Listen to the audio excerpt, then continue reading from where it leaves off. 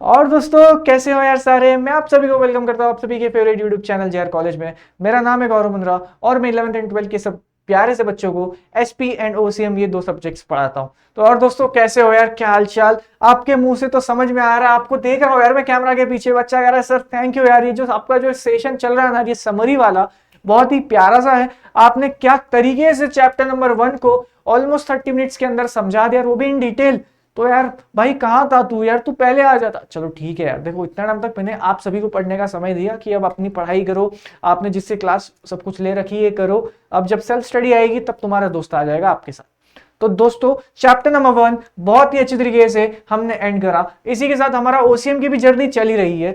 अब फाइनली लेकिन दोस्तों आज हम करने वाले chapter number 2 sources of corporate finance. दोस्तों मैं इस वीडियो के स्टार्ट में ही आपको एक वादा कर रहा हूं, आज ये चैप्टर इसी वीडियो पे हम पूरा एंड करने वाले। सेकेंड थिंग, फ्रेश माइंड से बैठना है।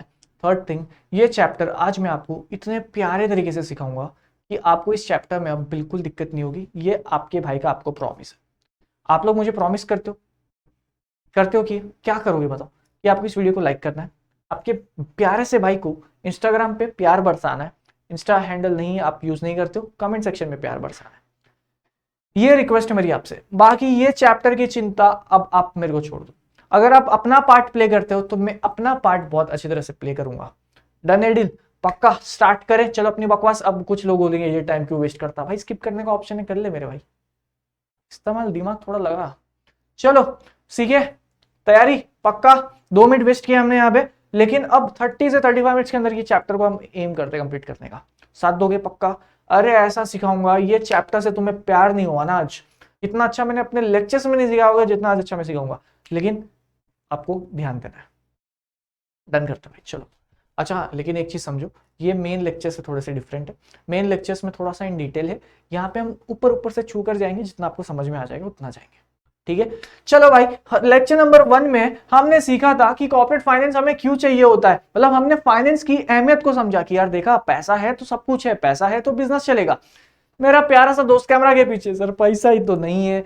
पैसा ही नहीं है तो मैं कंपनी कैसे खोलूंगा सर, मेरे जेब में 100 रुपया है, क्या मैं एक कंपनी खोल सकता हूं? तो जी हाँ दोस्त, आप भी एक कंपनी को खोलने का सपना रख सकते हो। खोल सकते हो नहीं होता यार, खैर बोलने की बातें होती हैं। लेकिन सोर्सेस ऑफ कॉर्पोरेट फाइनेंस पर ऐसा नहीं है कि यार आप कर नहीं सकते। इस चैप्टर आपको सिखाता है कि आप कहां से पैसे जनरेट कर सकते हो, आप क्या कर सकते हो सो दैट आपका बिजनेस जो है आप सेटअप कर पाओ। चलो सीखते हैं सोर्सेज ऑफ कॉर्पोरेट फाइनेंस, जिसमें पहला है दोस्तों owned capital and second is borrowed capital. मतलब समझो, ओन्ड कैपिटल, ओन्ड यानी खुद का भाई, अपना तुम्हारा पैसा लगे हुए, अगर आप खुद के पैसे से भी अपना बिजनेस सेटअप कर सकते हो। And second is borrowed capital, आप लोगों से बोरो भी कर सकते हो, उधार पे भी लेकर अपना बिजनेस सेटअप कर सकते हो। ये चैप्टर आपको वो सिखाता है कि आप पैसा कहां से ले सकते हो। पहला चैप्टर पैसे की अहमियत, दूसरा चैप्टर पैसे ले कहां से सकते हो, कहां से ले सकते हो। ओन कैपिटल, या तो भाई खुद का पैसा, बच्चा कह रहा 100 रुपए जेब में, बिजनेस तो करना चाहता हूं लेकिन कर सकता है, कैसे करेगा, बिजनेस चैप्टर सिखाएगा। ओन कैपिटल खुद का पैसा। सेकंड बोरोड कैपिटल, आपने उधार लेकर बिजनेस सेटअप किया। ठीक है समझ में आ गया, इजी है। चलो ओन कैपिटल के दो पार्ट्स हैं, एक होता है शेयर्स, और शेयर्स को भी फर्दर डिवाइड कर रखा है इक्विटी शेयर्स और प्रेफरेंस शेयर्स में। बच्चा सही, इसमें ही बहुत डाउट है, तेरा भाई आ गया। Retained earning simple topic, exam में डिफाइन में बनता है, 100% बनने वाला है। चलो लास्ट टाइम भी बना था। उसके बाद बोरोड कैपिटल, आपने उधार पे कुछ पैसे लिए हैं, उधारी आप किस तरह से ले सकते हो, बैंक लोन ले सकते हो, डिबेंचर्स, डिपॉजिट्स, बॉन्ड्स और भी बहुत कुछ जो आज हम इस चैप्टर में सीखने को मिलेगा। चलेगा, डन करते हैं। ओन कैपिटल ये सब समझा दोस्तों। ये जब मैं इंट्रोडक्शन कराऊंगा ना, आपको इस इंट्रोडक्शन के वक्त ही इस चैप्टर को समझना होगा, अदरवाइज ये चैप्टर बहुत डिफिकल्ट है। आप इस चैप्टर के लाइन बाय लाइन याद करते जाओगे ना, आप ये चैप्टर में सब ऊपर से जाएगा यार। आपको इस चैप्टर को समझना पड़ेगा, उसके बाद ही आप इस चैप्टर में स्कोर कर सकते हो। बच्चे क्या करते हैं, सीधा याद करना है शेयर से, नहीं भाई ऐसा नहीं होएगा। पहले समझ जा मैं हिंदी में क्या बता रहा हूं, तभी तो ये फास्ट पेस लेक्चर्स लाए हमने। चलो शेयर्स, ये एग्जाम में आपको आएगा, अगर आता है तो आपको इसका डिफाइन, सबका डिफाइन लिखना है आपको। Share is a smallest unit of a capital of a company. देखो यार, अब शेयर, आप अपना कुछ हिस्सा दे रहे हो, आप अपना एक शेयर दे रहे हो। जैसे फॉर एग्जांपल दोस्तों, मेरी एक कंपनी है, मैं इसका कुछ हिस्सा दे रहा हूं। मतलब मैं क्या कर रहा हूं, मैं अपने कंपनी का कुछ शेयर दे रहा हूं। जैसे समझो मेरे पास एक एप्पल है, खाया मैंने एप्पल, उसको मैंने, मेरा दोस्त है वहां से, अरे यार इसको भी देना पड़ेगा भाई, ले भाई पकड़, आप याद नहीं, जब अपने कॉलेज प्रोफेसर आपके या आपके टीचर ट्यूशन क्लास जो भी जब वो लेक्चर ले रहे थे, आप पीछे बैठ के चिप्स जब खा रहे थे, आपने एक चिप्स खा रहा है पर जैसे ही आपने टेरप किया, आपके दोस्त भाई अरे क्या लाया भाई क्या लाया, अब वो करते हैं आपने भी किया है ये तो ये क्या था, आपने अपने चिप्स का कुछ हिस्सा दिया। वैसे ही दोस्तों आप अपने कंपनी का कुछ हिस्सा देते हो, बदले में आप उनसे पैसे लेते हो। भाई कंपनी का हिस्सा दे रहा हूं, कुछ तो दे। समझ में आया? इसको आप कहते हो शेयर्स। ठीक है, सिंपल है भाई। अपना एक बिजनेस, वो शुगर केन का धंधा जो था अपना, 50% इन्वेस्टमेंट मेरा था, बाकी 50% पैसा तू लगाएगा, पक्का डन करे। ये क्या किया, अब वो जो शेयर है मैंने कंपनी का आधा आधा कर दिया, बस यही है, सिंपल है। चलो अब इसके फीचर्स को समझते हैं। क्या है भाई, share is the smallest unit in the total share capital of a company. अब ये जो टोटल शेयर है, ये जो पूरा कंपनी, इसमें से आपका कितना हिस्सा आपका भाग्य में आता है, कितना पार्ट आपका है, उसे हम इसे यहाँ पे कहते हैं smallest unit of a total share capital of the company. ठीक है, ओनरशिप, जो भी बंदा जो भी कंपनी का जो हिस्सा लेता है ना, वो पार्ट ओन करता है, उसे हम ओनर कहते हैं। ठीक है, तो ये ओनरशिप वाला कैपिटल है। देखो, the owner of the share is called share holder. समझ में आया आपको क्या चलता आ रहा है? तो अगर आप किसी भी कंपनी का कुछ हिस्सा लेते हो, उससे आप कंपनी के शेयर होल्डर बन जाते हो। चलो, डिस्टिंक्टिव नंबर, आपको दोस्तों रोल नंबर है जिससे आप सबको आइडेंटिफाई कर पाते हो। वैसे ही दोस्तों शेयर्स में भी जब आपको शेयर सर्टिफिकेट मिलता है, उस पर दोस्तों नंबर लिखा रहता है।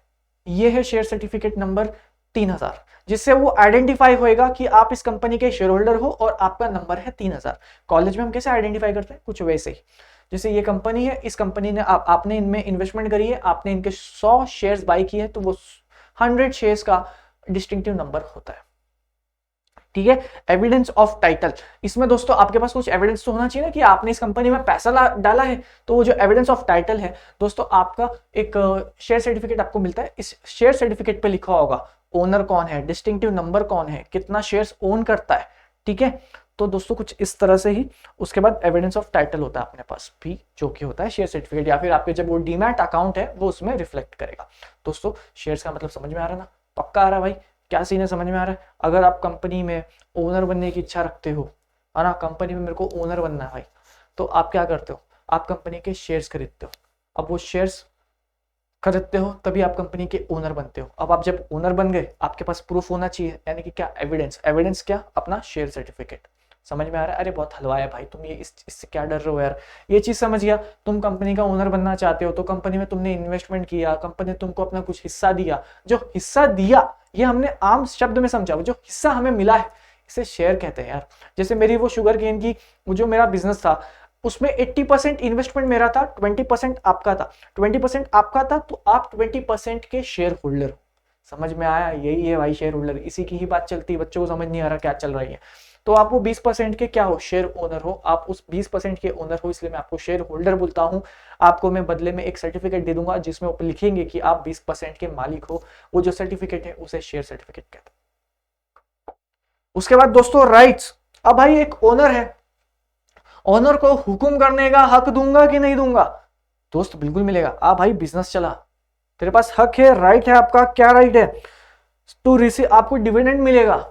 जो दोस्तों जो ओनर होता है ना, उनको बदले में डिविडेंड मिलता है। आपने कुछ चीज में पैसे लगाए, आपको बदले में प्रॉफिट मिलना चाहिए, तो यहाँ पे हम प्रॉफिट नहीं कहते, यहाँ पे हम डिविडेंड कहते हैं। प्रॉफिट का कुछ हिस्सा जब आपको मिलता है उसे डिविडेंड कहते हैं, टू बी मोर करेक्ट। ठीक है, समझ में आ रहा है दोस्तों क्या चल रहा है अभी? तो दोस्तों आप क्या हो, आपके पास राइट है, आप ओनर हो। अब आप ओनर की नजर से सोचो यार, ओनर क्या क्या करेगा? सब कुछ कर सकता है ओनर, बस वही। Income, a share holder is entitled to get a share in the net profit of the company. जैसे मैंने कहा, आपको नेट प्रॉफिट का कुछ एक हिस्सा मिलेगा, जो वो हिस्सा है उसे डिविडेंड कहते हैं। ट्रांसफरेबिलिटी, जैसे आपने मेरे बिजनेस में शुगर केन के वो 20% का आपने ओनर थे आप, है ना। आप कहते हो नहीं यार मुझे तेरे बिजनेस में मजा नहीं आ रहा है, ये 20% भी तू ही पकड़, तू 100% ओनर बन जा, मुझे इस कंपनी में तेरे पार्ट ही नहीं बनना। क्या पैसा कर सकते हो? बिल्कुल कर सकते हो। आप अपने शेयर्स मुझे नहीं किसी और को भी बेच सकते हो। मैं अपना 80% का शेयर किसी और को भी बेच सकता हूं। इसे दोस्तों ट्रांसफरेबिलिटी कहते हैं। इसमें प्रॉपर्टी, ये एक शेयर जो है ये एक मूवेबल प्रॉपर्टी है। ठीक है दोस्तों, उसके बाद kinds, that is equity shares and preference shares. दोस्तों इसकी वैल्यू, वैल्यू इंपॉर्टेंट है क्या कुछ? ऐसा सच तो नहीं है, ठीक है। Value of shares, face value, उसका क्या फेस वैल्यू था, आपने कितने पे उसे इशू किया, इशू प्राइस मतलब आपने उसको कितने प्राइस पे कंपनी ने उसको बेचा है, और मार्केट वैल्यू जब वो शेयर मार्केट में आ गया तो उसका भाव कितना चल रहा है, because of its reputation, because of it growth या जो भी, ठीक है। अब दोस्तों अब समझते हैं शेयर्स को वापस एक वेरी सिंपल टर्म्स में। शेयर्स, मैंने अपने कंपनी का कुछ हिस्सा दिया, ठीक है। शेयर, आई होप आप सभी एग्जाम में इसका डेफिनेशन में 2 से 3 लाइन लिख कर आओगे। फिर features of the shares are as follows, meaning में the smallest unit of the total share capital of the company. Ownership, आप एक शेयर होल्डर बन जाते हो। उसके बाद डिस्टिंक्टिव नंबर, आपको एक शेयर सर्टिफिकेट मिलता है जिसपे उसका एक डिस्टिंक्टिव नंबर लिखा रहता है, जिससे आप आइडेंटिफाई करो कि आप शेयर सर्टिफिकेट। जैसे आपकी college teacher roll number 1, roll number कैसे आइडेंटिफाई किया, वैसे ही आप अपने कंपनी के शेयर्स को ऐसे ही आइडेंटिफाई कराते हो। उसके बाद दोस्तों एविडेंस ऑफ टाइटल, आपको एक शेयर सर्टिफिकेट मिलता है, वो सर्टिफिकेट प्रूफ करता है कि आप उस कंपनी के शेयर होल्डर हो। उसके बाद दोस्तों राइट्स, ओनर है भाई। ओनर क्या करता है, ओनर अपना रॉब झाड़ता है, ओनर भाई में ये ऐसे होगा ये वैसे होगा, बस आपको भी वही करना है। सेकंड इनकम, आपको एक शेयर होल्डर जो होते हैं ना उनको एक शेयर मिलता है इन the net profit of the company. पूरा नेट प्रॉफिट नहीं मिल जाता, कंपनी ने 100 करोड़ कमाया, लाओ भाई ये अपने शेयर होल्डर्स को बांट दो, ऐसा नहीं यार, कंपनी को आगे भी बिजनेस चलाना है ना। तो कंपनी कुछ हिस्सा देती है और उस हिस्से को डिविडेंड कहते हैं। ट्रांसफरेबिलिटी, आप अपने शेयर्स किसी और को भी ट्रांसफर कर सकते हो, ये एक मूवेबल प्रॉपर्टी है। सेकंड काइंड्स में, अब हम इसको डिटेल में समझेंगे। Value, face value, market value skip करोगे तो भी चलेगा, एग्जाम में लिख कराओगे तो भी चलेगा। उसके बाद kinds, equity shares and preference shares, इसको भी हम डिटेल में समझने वाले हैं। दोस्तों हमने पहले समझा ओन्ड कैपिटल, जो हमारा खुद का कैपिटल हम अपने जेब से लगा रहे हैं। Owned capital can be of 2 type, क्या, इक्विटी शेयर्स और retained earnings. Shares can be of 2 kinds, equity shares and preference shares. Equity shares में आप ऐसा समझो, अब मैं बता रहा हूं चीजों को ध्यान रखना। इक्विटी शेयर्स ऐसा शेयर है, आप रिस्क के साथ खेलना चाहते हो, ये भाई रिस्क लेने को तैयार है, अरे नुकसान तो नुकसान लेकिन प्रॉफिट हुआ तो तगड़ा होना चाहिए, इनका सोच ऐसा होता है। प्रेफरेंस शेयर्स, यार मुझे कंपनी का ओनर तो बनना है पर मैं ज्यादा रिस्क नहीं लेना चाहता यार, डर लगता है भाई, मेरे पास इतना टाइम नहीं है कि मैं कंपनी में जाके देखूं क्या चल रहा है। भाई तुम सही से काम कर रहे हो, हाँ तुम सही से काम कर रहे हो नहीं कर रहे हो, ये डिसीजन तुम्हारा गलत है, नहीं नहीं तुमने गलत करा। प्रेफरेंस शेयर्स वाले, अबे जा भाई, अपने को अपना पैसा मिल जाना चाहिए, मैं कंपनी को 100 रुपए देता हूं तो मुझे 5 रुपए हर महीने आ जाना चाहिए, बस मेरे को कुछ मतलब नहीं है तुम भाई इलीगल काम करो, नहीं मजाक कर रहा हूं, लेकिन तुम कुछ भी काम करो लेकिन मुझे अपने पैसे से मतलब। लेकिन इक्विटी वाला, कंपनी को भाई मैं चलाऊंगा, कंपनी में मैंने पैसे लगाए, कंपनी को मैं ही चलाऊंगा, मेरे पास वोटिंग राइट है, मैं सब कुछ कंपनी के बुक्स को इंस्पेक्ट करूंगा, बुक्स ऑफ अकाउंट्स को देखूंगा, ये लोग क्या खरीदते हैं क्या बेचते हैं, पूरी तरह से बिजनेस में इन्वॉल्व रहूंगा। वो कौन होता है, इक्विटी शेयर होल्डर। मेरे को बिजनेस कैसा चल रहा है कुछ मतलब नहीं, मुझे अपने पैसे प्लीज दे देना भाई, मैं कंपनी का ओनर तो जरूर हूं पर मैं पार्टिसिपेट नहीं करना चाहता मैनेजमेंट में, तुम मैनेजमेंट में आग लगाओ, मुझे अपने पैसे चाहिए, मेरे पैसे बनते हुए रहने चाहिए, बस उसको कहते हैं प्रेफरेंस शेयर्स। ये थोड़े से ढीले ढाले लोग, आराम की जिंदगी। इक्विटी वाले आग के अंदर हाथ डालेंगे, आग से सामान निकालेंगे और उसको बेचेंगे, एकदम ऐसा मतलब वैल्यूएबल करेंगे कुछ। तो इक्विटी वालों की माइंडसेट ऐसी होती है। चलिए आइए समझते हैं इक्विटी शेयर होल्डर्स को। दोस्तों अब कैसा नहीं, इसमें जो आप फीचर्स में लिखोगे ना, आप यही पॉइंट को इक्विटी शेयर के डिफाइन में भी लिख सकते हो, वही तरीका होता है यार, स्मार्ट डेफिनेशन बनाओ खुद के, लर्न करने की जरूरत नहीं है जो टेक्स्ट बुक में होता है। उसके बाद दोस्तों परमानेंट कैपिटल, आओ समझते। परमानेंट कैपिटल एज हमने बताया, इक्विटी शेयर्स जो है ना, ये बेसिकली कंपनी में बहुत लंबे समय तक रहना चाहते हैं। आप सोचो ना यार, मैंने आपको बिजनेस कंट्रोल करने का पावर दे दिया, तब आप कंपनी के लंबे समय तक रहोगे ना। तो जो दोस्तों जो इक्विटी शेयर होते हैं ना, ये लोग कंपनी को लॉन्गर पर्सपेक्टिव से देखते हैं कि मैं इस कंपनी का ज्यादा टाइम तक पार्ट बनना चाहता हूँ, मैं इस कंपनी के डिसीजन मेकिंग में पार्ट बनना चाहता हूँ, ठीक है। ये एक परमानेंट कैपिटल है and not for the temporary purpose. बच्चे सब परमानेंट कैपिटल, टेम्पररी पर्पस में आपने किसी से लोन ले लिया, अब आपको वो लोन वापस देना पड़ेगा, बट परमानेंट कैपिटल, आपने इस कंपनी में इन्वेस्टमेंट करा है, आप इस कंपनी के ओनर हो जब तक आप उसको ट्रांसफर ही नहीं कर देते, हाँ it's kind of a permanent capital. उसके बाद है फ्लक्चुएटिंग डिविडेंड, जैसे मैंने आपको बताया था शेयर्स में, है ना, जो शेयर होल्डर होते हैं उनको प्रॉफिट का कुछ हिस्सा मिलता है, share in the net profit of the company, that is dividend, है ना। तो इनको फ्लक्चुएटिंग डिविडेंड मिलता है। फ्लक्चुएटिंग, कभी कंपनी ने बहुत प्रॉफिट कमा लिया तो इनको ज्यादा डिविडेंड मिल जाएगा इक्विटी वालों को, क्योंकि ये लोग ज्यादा रिस्क बेयर करते हैं, है ना, मैंने तो बताया था स्टार्ट, याद करो, ज्यादा रिस्क बेयर कर रहे हैं, क्यों बेयर कर रहे हैं, इनको मजा आ रहा है इसलिए नहीं, इनको रिस्क बेयर करने का ज्यादा पैसा मिलेगा, समझ में आया? उसका हर चीज का रीजन होता है यार। क्या रीजन था इनका? फ्लक्चुएटिंग डिविडेंड का। देखो यार, अगर कंपनी ज्यादा प्रॉफिट कमाती है तो इनको ज्यादा डिविडेंड, कंपनी थोड़ा सा ही प्रॉफिट कमाती है तो थोड़ा डिविडेंड, कंपनी प्रॉफिट ही नहीं कमाती है, घर जाओ भाई कुछ नहीं मिल रहा, इसके लिए इनको फ्लक्चुएटिंग डिविडेंड कहते हैं। राइट्स, अब इनके पास क्या राइट्स है भाई? पहला है राइट टू वोट। जैसे मैंने आपको बताया, ये भाई घुसे हुए रहते हैं बिजनेस में, इनके पास राइट टू वोट है। कंपनी में डिसीजन मेकिंग का पावर है इनके पास। पहले बोर्ड ने अप्रूव कर दिया, बोर्ड ऑफ डायरेक्टर्स आए, उन्हें मीटिंग बुलाई, हाँ भाई ये बिजनेस में एंटर होना चाहिए, अप्रूव्ड। चलो भाई अब शेयर होल्डर्स की मीटिंग बुलाओ, शेयर होल्डर्स प्लीज अप्रूव कर दो। कौन से शेयर होल्डर्स के पास जा रही है? ये इक्विटी शेयर होल्डर्स के पास जा रहा है। 11th के दिन याद आ रहे हैं जब मैं बोलता था ऑर्डिनरी रेजोल्यूशन पास करेंगे, स्पेशल रेजोल्यूशन पास करेंगे, यही होता है भाई वो। तो राइट्स, इनके पास राइट टू वोट है, ठीक है। उसके बाद क्या है दोस्तों? Right to share in profit, जो हिस्सा मिलेगा वो इनको, वैसा वाला scene. Right to inspect books of accounts, आपकी कंपनी कहाँ इन्वेस्टमेंट कर रही है, कहाँ नहीं कर रही है, कितना लोन है, आप ये सब देख सकते हो। खैर ये हर कोई देख सकता है। एंड सेकंड थिंग इज पैसे देने पड़ते हैं। राइट टू ट्रांसफर शेयर्स, आप अपने शेयर्स को भी ट्रांसफर कर सकते हो, जैसे लाइक गौरव ने राहुल सर को ट्रांसफर कर दिया, ठीक है। जैसे फॉर एग्जांपल ये जो जेआर कॉलेज है ना, राहुल सर का समझो इसमें 90% स्टेक है, 10% मेरा है, तुम्हारे प्यारे से दोस्त का। राहुल सर को मैंने बोला, राहुल सर अपने 90% का स्टेक मेरे को देते हो क्या? राहुल सर ने उस चीज की वैल्यूएशन निकाली, जैसे उन्होंने वैल्यूएशन निकाली, थैंक यू भाई, जाता हुआ बहुत पैसा मांग रहे हो, इतना तो है ही नहीं मेरे पास। तो ये जो पैसा इन्होंने क्या करा, ये जो वैल्यूएशन इन्होंने निकाला दोस्तों, ये right to transfer of shares, चाहता तो वो अपने शेयर्स मुझे ट्रांसफर कर सकते थे, ठीक है। चलो उसके बाद क्या है? No preferential right, text book के हिसाब से पढ़ाएंगे इसे। Equity shares do not enjoy preferential right in respect of payment of dividend, they are paid dividend only after the dividend is paid to the preference share holder. समझ में आया? देखो तुम मेन मकसद समझो, मकसद क्या है भाई? मकसद इक्विटी शेयर वाले, प्रेफरेंस शेयर वाले, आपको पहले इनका डिफरेंस समझना पड़ेगा। इक्विटी भाई रिस्क बेरर, ज्यादा प्रॉफिट मिल सकता है इसको अगर कंपनी ने प्रॉफिट कमाया, पार्टिसिपेट करता है मैनेजमेंट में, और जब पैसा मिलता है ना डिविडेंड, पहले प्रेफरेंस वालों को मिलता है। भाई वो कैसा नेचर है उसका? सेफ नेचर है। बिजनेस में क्या हो रहा है, कुछ मतलब नहीं, मुझे बस मेरे पैसे दे दो। मैंने किया था कि नहीं ऐसा शुरुआत में, तो ये इसलिए किया था। नो प्रेफरेंशियल राइट, जब कंपनी प्रॉफिट कमाती है, प्रॉफिट का हिस्सा जब कंपनी अपने ओनर्स को देती है, that is equity and preference, they both are owners, but दोनों ओनर्स का नेचर डिफरेंट है, ये चीज समझो। इक्विटी वालों को जब वो पैसे देती है ना, नो प्रेफरेंशियल राइट, पहले वो प्रेफरेंस वालों को देती है। देख इक्विटी, तेरे वजह से ये डिसीजन लिया है हमने, है ना, तूने बोला था यहाँ इन्वेस्टमेंट कर दो, अब थोड़ा ही प्रॉफिट हुआ है, अब इसमें भी तुझे पहला हक चाहिए, सॉरी यार, पहले प्रेफरेंस वालों को हम पैसा देंगे, नो प्रेफरेंशियल राइट।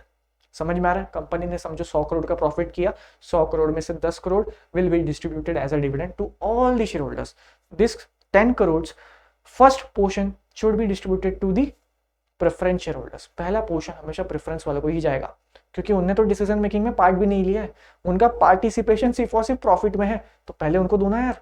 इक्विटी वालों, तुम्हारे वजह से ये डिसीजन पास हुआ है, अब जितना प्रॉफिट हुआ है तुम्हारा इस पर लास्ट हक बनेगा।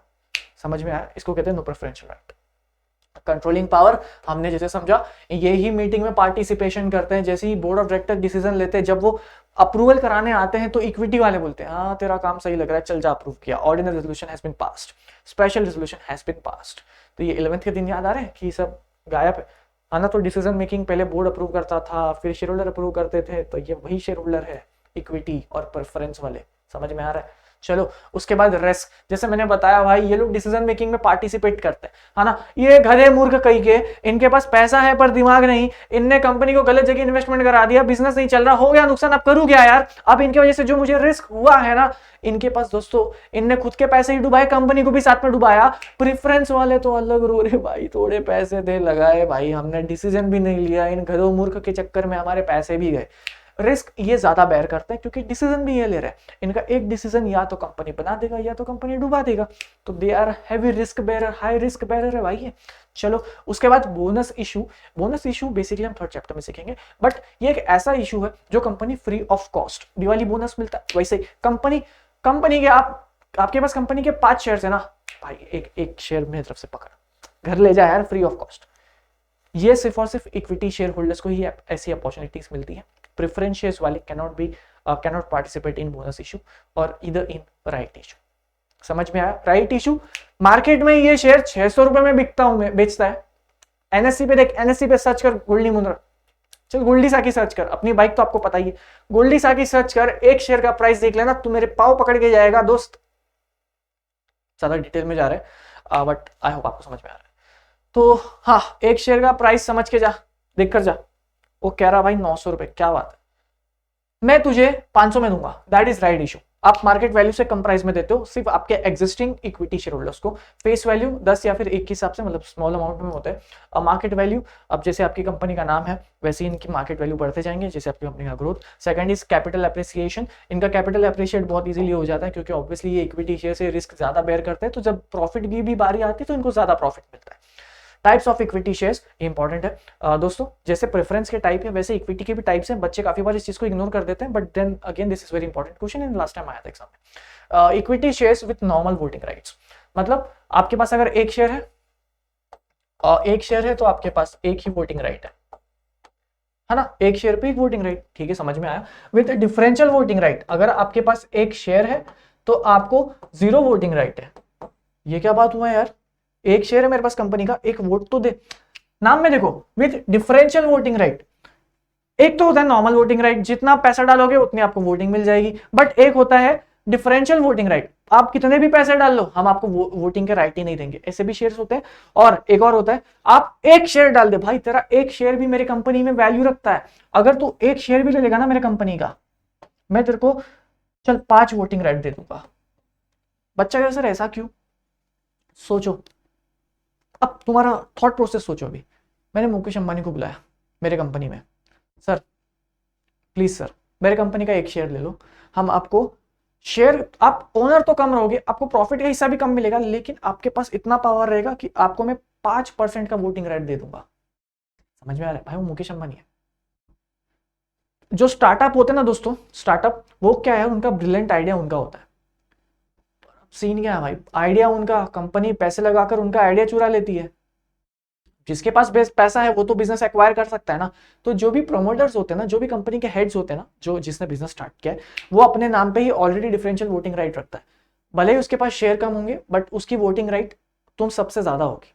मेरे पास एक शेयर है तो मेरे पास एक ही वोटिंग राइट है, लेकिन वो ओनर है, उसने ही बिजनेस बनाया था, उसने पहले से डिसाइड कर रखा था उसकी एक शेयर की वैल्यू 10 के बराबर होगी, मैक्सिमम इसे 10 लिमिट।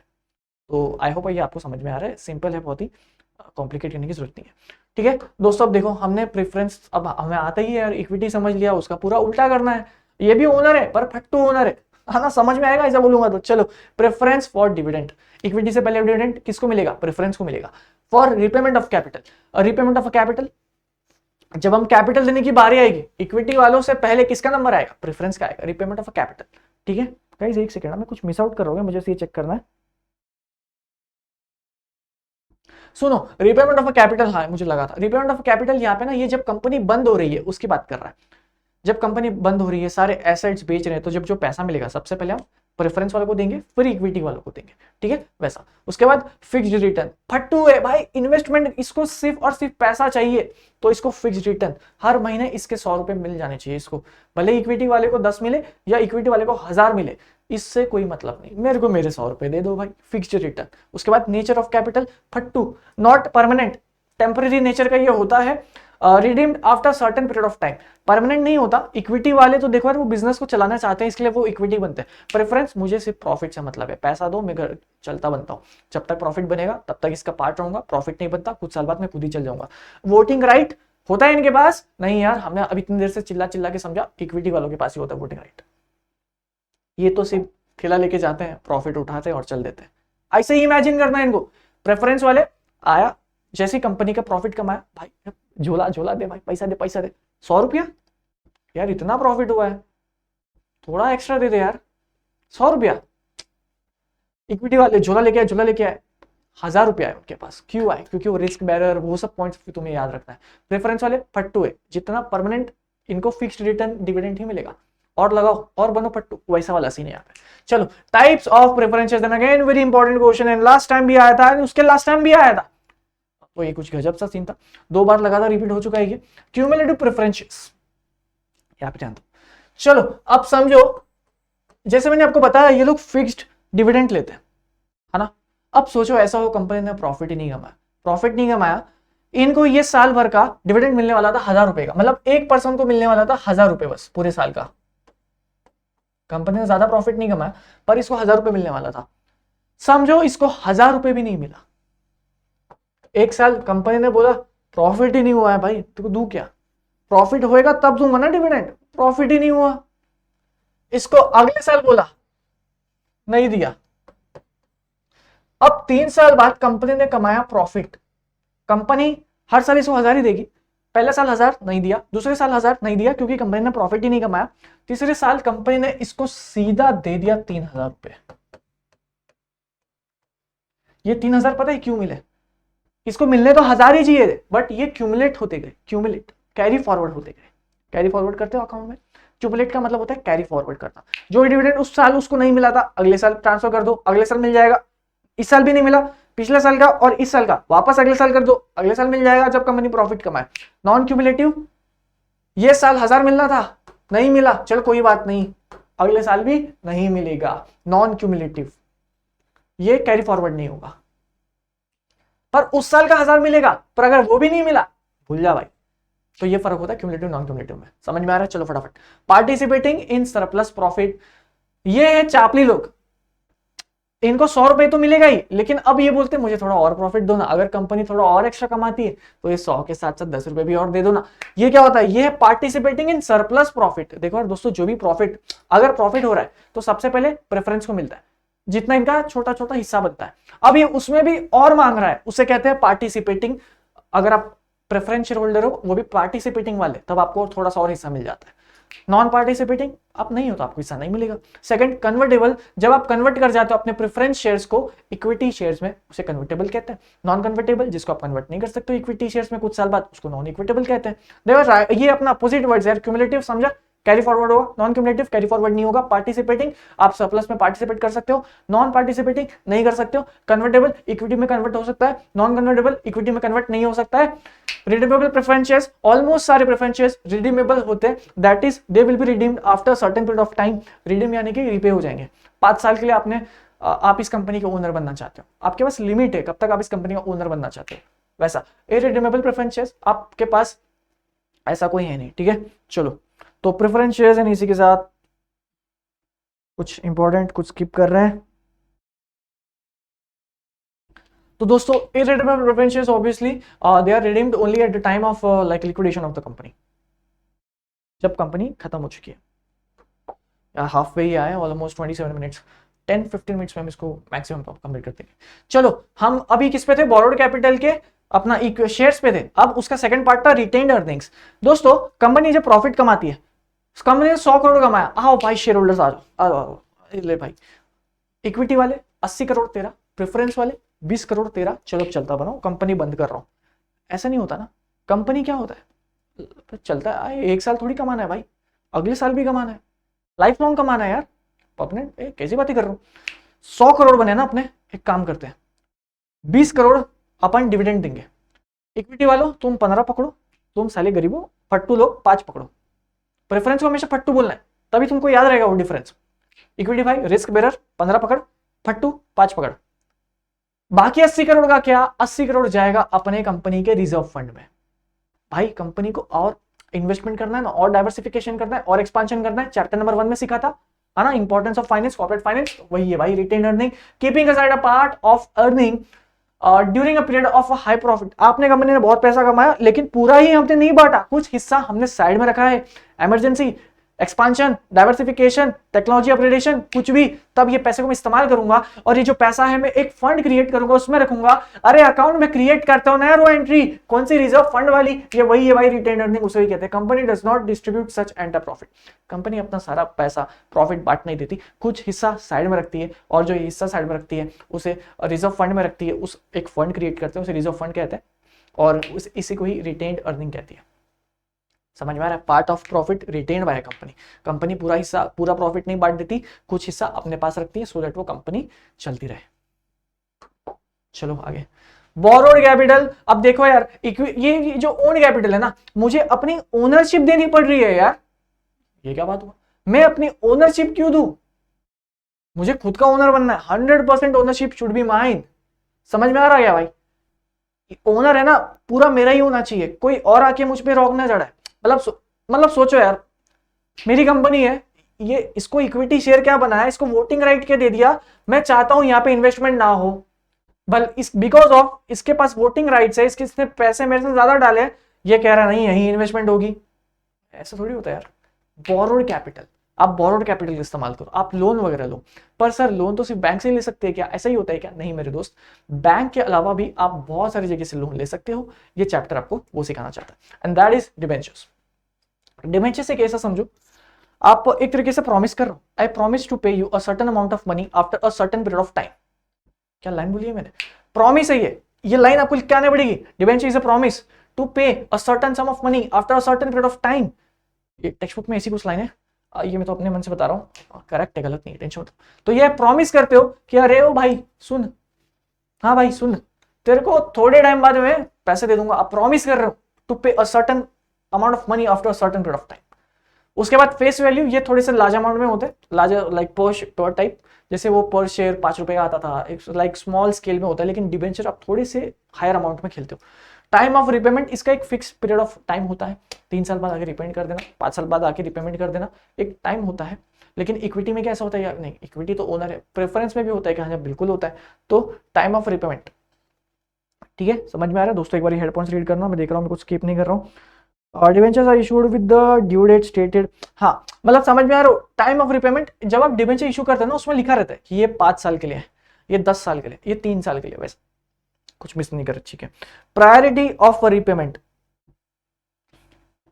दोस्तों एक बात बताओ, कंपनी में प्रॉफिट हुआ है तो अपन पहले प्रॉफिट से, जो प्रॉफिट हुआ है सीधा बांट देंगे, या पहले उस प्रॉफिट से अपने लोन चुकाएंगे? ऑब्वियस सी बात है, पहले प्रॉफिट से अपन लोन चुकाते हैं, अपन अकाउंट्स में वो एंट्री करते हैं ना फाइनल अकाउंट्स वाले, पहले लोन देंगे, सब कुछ सबको सेट ऑफ करेंगे, फिर जो लास्ट में पैसा बचा वो है भाई नेट प्रॉफिट। तो लेकिन उससे पहले अपने को लोन वो सब भी तो रिपेमेंट करनी पड़ेगी। और भाई ये जो डिबेंचर है ये तो क्रेडिटर है, ये अपने को लोन पे पैसा दे रहा है, तो भाई इसको पहले पेमेंट करो यार। तो एक बात बताओ, पहले शेयर होल्डर्स को पैसा मिलता है या पहले डिबेंचर वाले को पैसा मिलता है? बच्चा कह रहा है सर कैसी कैसी मूर्ख वाली बातें कर रहा है तू, तेरे से ही सिखाया भी हमने, पहले हम डिबेंचर वालों को देंगे क्योंकि ये लोन दे रहे हैं कंपनी को, और लोन की पेमेंट पहले होती है, ये तो हमने अकाउंट्स में भी किया है एंट्री में। उसके बाद एश्योरेंस ऑफ रिपेमेंट, भाई देखो यार, इक्विटी वालों को भले ही पैसे नहीं मिले, प्रॉफिट हुए ना हो, उनको पैसे मिले ना मिले, कंपनी तेरे को तो पैसे देने ही वाली है, चाहिए बदले में मुझे अपने एसेट ही क्यों ना बेचना पड़े। दैट इज डिबेंचर्स, क्योंकि वो क्रेडिटर है ना, उसने कंपनी को लोन दिया है, भाई वो अपने एसेट बेच के ले जाएगा, लेकिन पैसा तो वसूल करके रहेगा। चलो इसको अपन टाइम टू टाइम इंटरेस्ट देते हैं, ठीक है, नथिंग इंपॉर्टेंट एज सच। इसको हम डिबेंचर होल्डर कहते हैं, ठीक है, जैसे शेयर सर्टिफिकेट था तो उसको शेयर सर्टिफिकेट या शेयर होल्डर कहते थे, इसको हम डिबेंचर होल्डर कहते हैं क्योंकि इसके पास डिबेंचर्स है। क्या इसके पास वोटिंग राइट होता है? नहीं, ऑब्वियसली नहीं। तूने कंपनी को पैसे लोन पे दिए हैं, तुझे क्या मतलब कंपनी कुछ भी कर रही है, तुझे तेरे बिजनेस से मतलब है कि कंपनी को टाइम टू टाइम पैसा देते रहे, है ना। हर महीने 30 तारीख को पैसा मिलेगा, 5% का इंटरेस्ट मिलेगा, चलता बंद। कंपनी इधर पैसा क्यों लगा रही है, इधर क्यों लगा रही है, नन ऑफ योर बिजनेस, ठीक है, कुछ ऐसा माइंडसेट होता है इनका। सिक्योरिटी, ये इंपॉर्टेंट है, यही सिखा देता हूँ, ये लास्ट में सिखाता हूँ। फिर इशूअर्स, दैट आप एक पब्लिक कंपनी भी से इशू कर सकती है और एक अपनी प्राइवेट कंपनी भी से इशू कर सकती है। आप you have to be listed on any one of the exchange. और ट्रांसफरेबिलिटी, जैसे अपन शेयर्स एक दूसरे को ट्रांसफर कर सकते थे, वैसे हम डिबेंचर्स को भी ट्रांसफर कर सकते हैं। नाउ सेकंड दिस कहा गया है, ये सिक्योरिटी वाला पॉइंट बच्चों को काफी दिक्कत होती है। अब जैसे मैंने आपको बताया ये क्रेडिटर है ना, ये अपने को लोन दे रहा है, तो इसके पास भी कुछ सिक्योरिटी होनी चाहिए कि नहीं होनी चाहिए? सिक्योरिटी मतलब एज सच कौन सी? जैसे पहला है दोस्तों फिक्स्ड चार्ज या फिर फ्लोटिंग चार्ज। ये पता क्या कहता है, समझो मैंने इस कंपनी को 100 करोड़ का लोन दिया है, ये पूरी कंपनी की जो प्रॉपर्टी है ना, मैं बेचने का हक रखता हूं अगर इनने मेरा पैसा मुझे लौटाया नहीं तो। That is fixed charge. Floating charge, मैंने इस कंपनी को 100 करोड़ दिया है, ये कंपनी का जो भी एसेट्स हैं, किधर लैंड है इनकी, किधर इनका प्रोजेक्ट है, किधर इनका वेयरहाउस है, मैं जो मिलेगा वो बेच कर अपने पैसे रिकवर करूंगा। That is floating charge.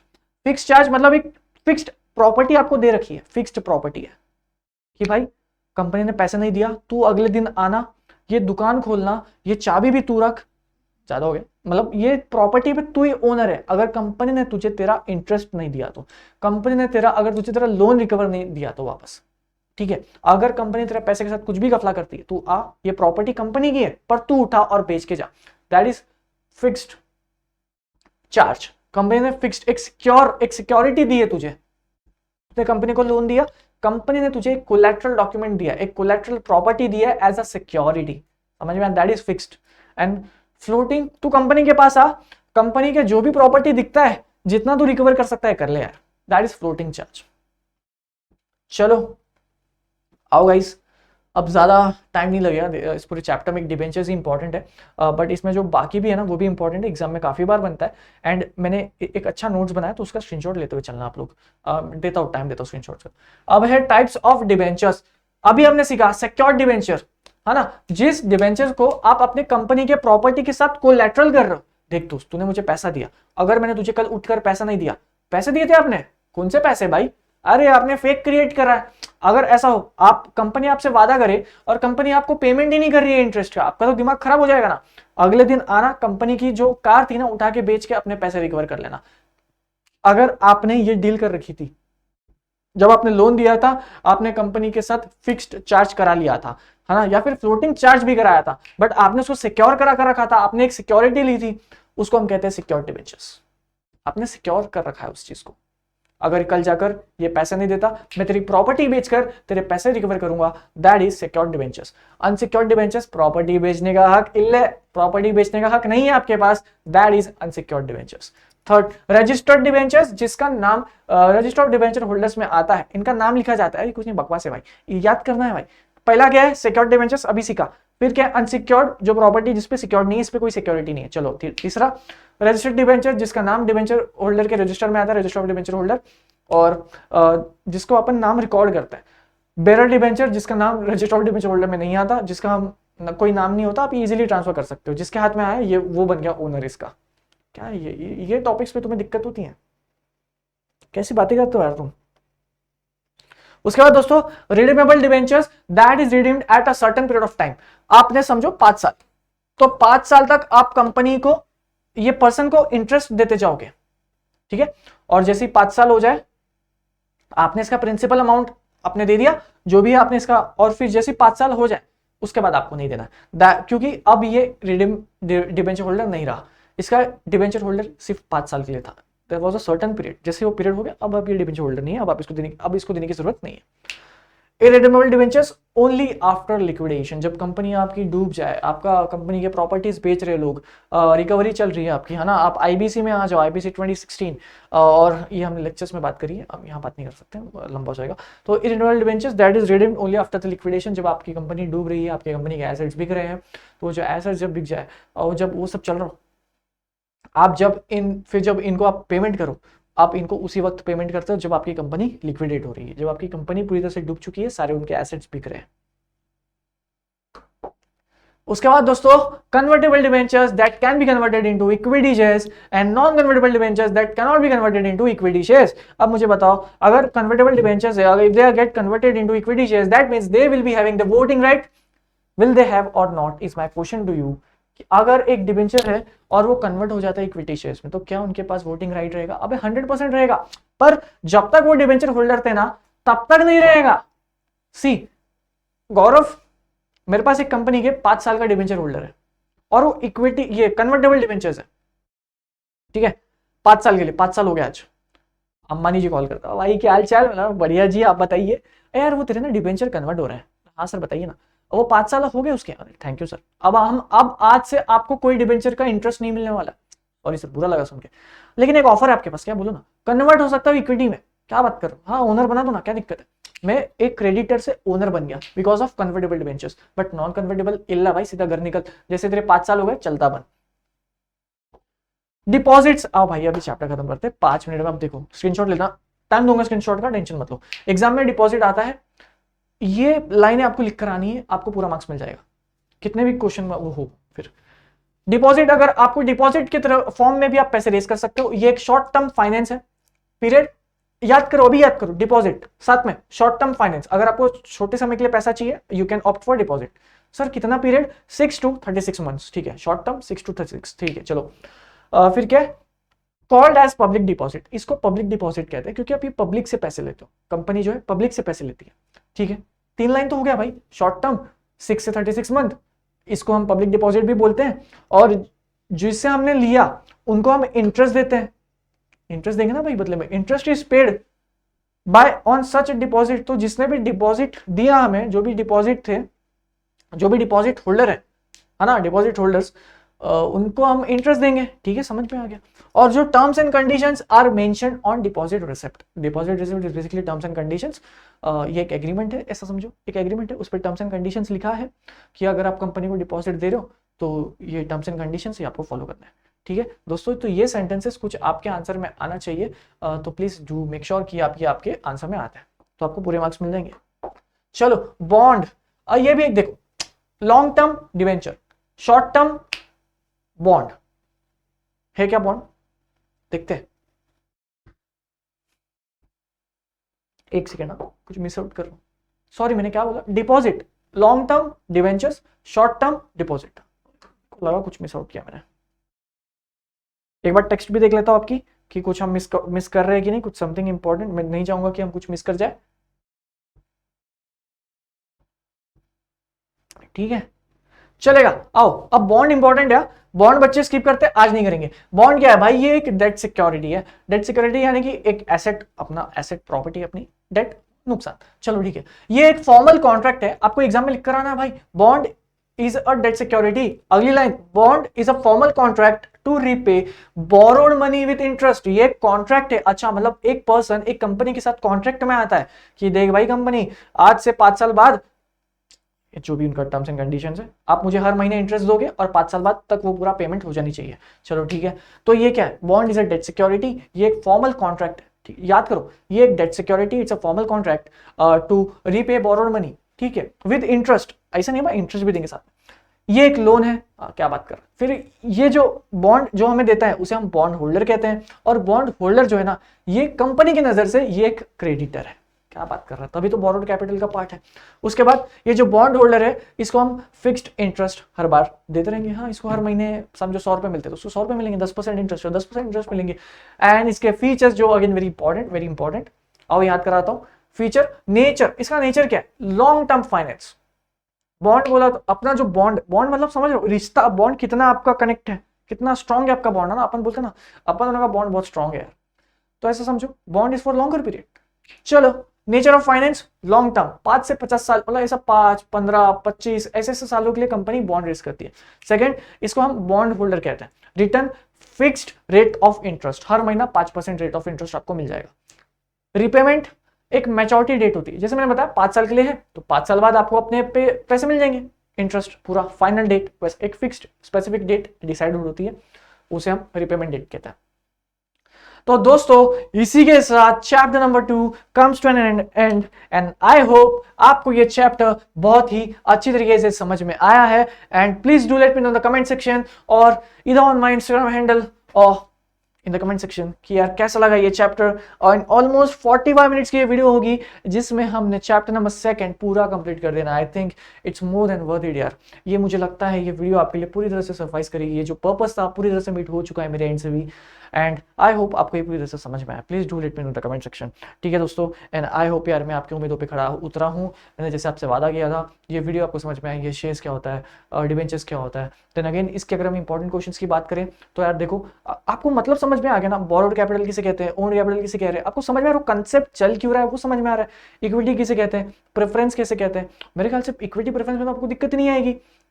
फट्टू, खतरनाक आदमी, ऐसे याद करो ना। और क्रेडिटर, ये तो उधार दे रहा है अपने को, बोरोड कैपिटल में तो ये तो उधारी वाला है, तो उधारी वाला वैसे फोकस से सोचो। पर ओनर, फट्टू, रिस्क बेरर, वैसा याद करोगे ना तो आपको थोड़ा सा कंसेप्ट समझ में आएगा। और दोस्तों ये कंसेप्ट नहीं है, रियल लाइफ में भी इस तरह से ही चलता है। ठीक है जी हाँ दोस्तों, पार्टिसिपेटिंग, नॉन पार्टिसिपेटिंग, ये कन्वर्टेबल डिबेंचर्स, नॉन कन्वर्टेबल, ये सब ऐसे ही चलता है रियल लाइफ में। Like I being a company secretary, मैंने ये सब फेस करा है, सीखने मिला है, लर्निंग पार्ट चल रही है। एंड सारे जो सी एन सी एस हैं या फिर सी एम एस है, जो भी फाइनेंस की फील्ड में है कंपनी के, वो ये सब चीज़ों को दिखता है, जो भी फाइनेंस सेक्रेटरी या कंप्लाइंस के फील्ड में, वो समझ में आ रहा है उसको, ये सब आगे सीखोगे आप ये सब चीज़ें। लेकिन अभी हमें 12th फुट है, एंड आई होप ये चैप्टर जब भी आपको रिवाइज करना होगा, own capital part, borrowed capital part लगाना, स्पीड में देखकर चले जाना। 45 मिनट्स है, आपने दिन में 8 घंटा पढ़ाई किया, पर आपको और पढ़ना है, आप में एनर्जी नहीं है, वीडियो प्ले कर लो यार। ये वीडियो आपके लिए बिंज वॉच होनी चाहिए। आप इसको रेपिटेटिव नंबर ऑफ टाइम्स देखो, एटलीस्ट 3 से 4 बार, मजा आ जाएगा जब भी फ्री टाइम मिलता है। ठीक है, करोगे पक्का, प्रॉमिस करते हो? भाई तुम मानोगे नहीं, मैं बताऊँ मेरी बात है, मैं ना वॉशरूम में भी वेट कर लेक्चर्स देखता था ऐसे जो भी यूट्यूब पे होते थे, सो दैट मेरे कंसेप्ट रिवाइज हो, not in 12th but when I used to prepare for company secretary. तो मैं वॉशरूम में भी बैठ के ऐसे चला दिया मैंने काफ़ी बार। तो एग्जाम के वक्त तो भाई पता है क्या करता था, मतलब एग्जाम से मंथ पहले, वीडियो खत्म हो चुकी है, आप जा सकते हो जिनसे मैं बात करना चाहता हूँ। ये एग्जाम से पहले ना भाई मैं नहाते नहाते भी, पढ़ाई नहीं कर रहा हूँ बट नहाते नहाते मैंने स्पीकर पे चालू कर दिया, भाई मैं सुन रहा हूँ, अच्छा ओके दिस इज ओके, बस सुन रहा हूँ। जित कभी यार ना कैसा होता है ना, अब जो सुनते हो ना, ये आप लिख कर आ जाए तो एग्जाम में, और ये आपको मार्क्स दिला देता है। एंड यही सब बात आती है जब आपने कितने एफर्ट्स लिए हैं, और यही समय आपको एफर्ट लेना है। जब आपकी एनर्जी डाउन हो जाए, यूट्यूब खोलो, आपके भाई को याद करो, चल भाई तू बोल। आपके पास टेक्नोलॉजी है यार, इस्तेमाल करो। ठीक है, हमारे पास नहीं था बट आप लोग करो यार, क्योंकि तब फ्री इंटरनेट नहीं था, बट खैर अपने पास वाईफाई तो क्या बोल रहा हूँ भाई। चलो भाई, दुआ में याद रखना, ये तुम्हारे भाई का इंस्टाग्राम, प्यार बरसाना है ना। देखता हूँ कितना समझ में आ रहा है। Do let me in the comments and do let me on my Instagram handle. चलो दोस्तों, मिलता हूँ आप सभी से अगली वीडियो में। अगली वीडियो इससे भी ज़्यादा खतरनाक होने वाली है, अच्छे से पढ़ाई करना है। एंड आई होप ये आपके लिए बहुत ही ज़्यादा हमारी सक्सेसफुल सीरीज होने वाली है। चलो यार, मिलता हूँ आप सभी से।